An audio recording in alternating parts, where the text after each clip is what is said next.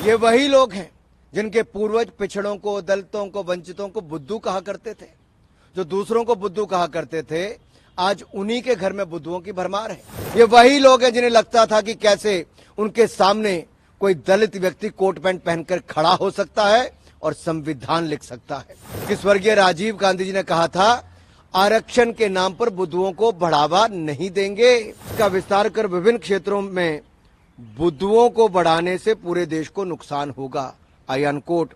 ये मैंने नहीं कहा, ये स्वर्गीय राजीव गांधी जी ने कहा।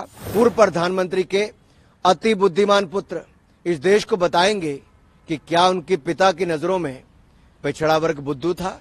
नेहरू जी ने तो अपने सारे मुख्यमंत्रियों को पत्र लिखकर बता दिया था कि वे किसी भी प्रकार के आरक्षण के खिलाफ हैं। इंदिरा गांधी जी की भी यही नीति रही। कल कुछ लोगों को मेरे भाषण से उनके सेंस ऑफ एंटाइटलमेंट को गहरी चोट लगी, जिसका असर हुआ कि पूरे इकोसिस्टम ने चीख पुकार मचाना शुरू कर दिया। इन्हें लगता है कि सवाल पूछने का हक सिर्फ इन्हें है, क्योंकि ये प्रिविलेज है। ये वही लोग हैं जिनके पूर्वज पिछड़ों को, दलितों को, वंचितों को बुद्धू कहा करते थे। जो दूसरों को बुद्धू कहा करते थे, आज उन्हीं के घर में बुद्धुओं की भरमार है। ये वही लोग हैं जिनके पूर्वज दलितों, आदिवासियों को समानता का अधिकार न देने के बहाने बनाते थे।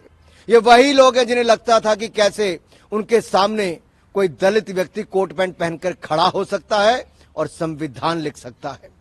बुद्धू मैं नहीं कह रहा, बुद्धू तो कांग्रेस के तत्कालीन प्रधानमंत्री श्री राजीव गांधी जी ने कहा था, वह भी सार्वजनिक रूप से सांझ को आंच किया। श्रीमान राहुल गांधी जी, पूरी कांग्रेस जमात पढ़ ले कि स्वर्गीय राजीव गांधी जी ने कहा था, आरक्षण के नाम पर बुद्धुओं को बढ़ावा नहीं देंगे। और नव भारत टाइम्स का ये लखनऊ एडिशन का 3 मार्च 1985 और बाईलाइन थी आलोक मेहता की। इस इंटरव्यू का शीर्षक था, आरक्षण के नाम पर बुद्धुओं को बढ़ावा नहीं।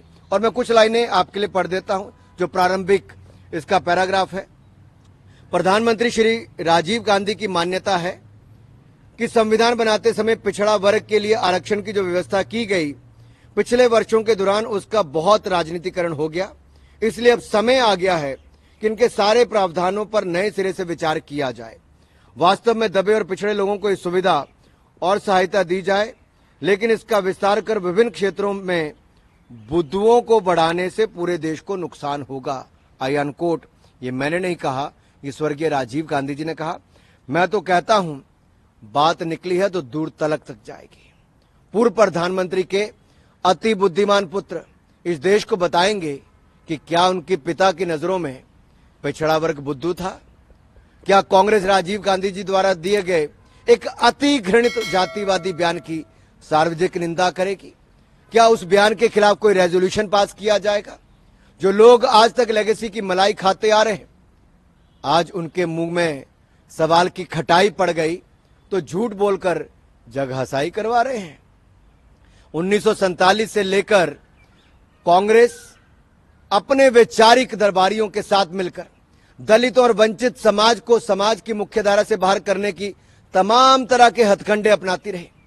जब जवाहरलाल नेहरू जी से पूछा गया कि दलित और आदिवासियों को आरक्षण क्यों नहीं दिया जा रहा, तो उन्होंने बहाना बना दिया कि उन्हें आरक्षण देने से उनके मन में हीन भावना भर जाएगी, इसलिए उन्हें आरक्षण नहीं दे रहे।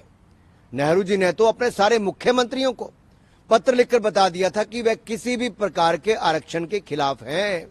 इंदिरा गांधी जी की भी यही नीति रही। और बीबी प्रसाद मंडल जी, जिन्होंने मंडल आयोग की रिपोर्ट लिखी, इस रिपोर्ट की इंप्लीमेंटेशन को भी राह ताकते रहे। मंडल जी का स्वर्गवास हो गया, लेकिन इंदिरा जी और राजीव गांधी जी ने 10 साल तक इस रिपोर्ट को लागू नहीं होने दिया। राजीव गांधी जी तो खुलेआम मंडल आयोग के रिपोर्ट को लागू करने का विरोध करते रहे। और जब काका कालेलकर की रिपोर्ट आई थी, तब भी कांग्रेस ने वर्षों तक इस रिपोर्ट को दबा कर रखा। और मुझे एक शेर याद आता है, लम्हों ने खता की, सदियों ने सजा पाई। अगर सामंती सोच वाली कांग्रेस पार्टी ने उस समय मंडल रिपोर्ट और काका कालेलकर की रिपोर्ट में कीड़ा में रोड़ा नहीं अटकाया होता, तो आज स्थिति कुछ और होती। ये जो तुम इतनी वफा दिखाते हो सनम, डर है ये कोई नई दगा तो नहीं। पूरे देश में पिछड़ा, दलित, आदिवासी समाज को राहुल गांधी जी के इरादों पर शंका है, क्योंकि ये उसी परिवार और पार्टी के सर्वे सर्वा हैं जिसने आज तक सारी जरना और मर्यादाओं को तोड़कर आरक्षण का विरोध किया। सामंती जब समाजवादी बनने का ढोंग करते हैं तो बड़े खतरनाक होते हैं। और कांग्रेस ने तो मोदी जी के बहाने पिछड़ा वर्ग को गालियां दी, अपमानित किया। भरे चौराहे पर मोदी जी की जात को पूछा। एक पिछड़ा इतनी हिम्मत करे कि वो देश का प्रधानमंत्री बन जाए। राहुल गांधी जी ने तो अपनी लश्कर कांग्रेस को मोदी जी के खिलाफ खुला छोड़ रखा है।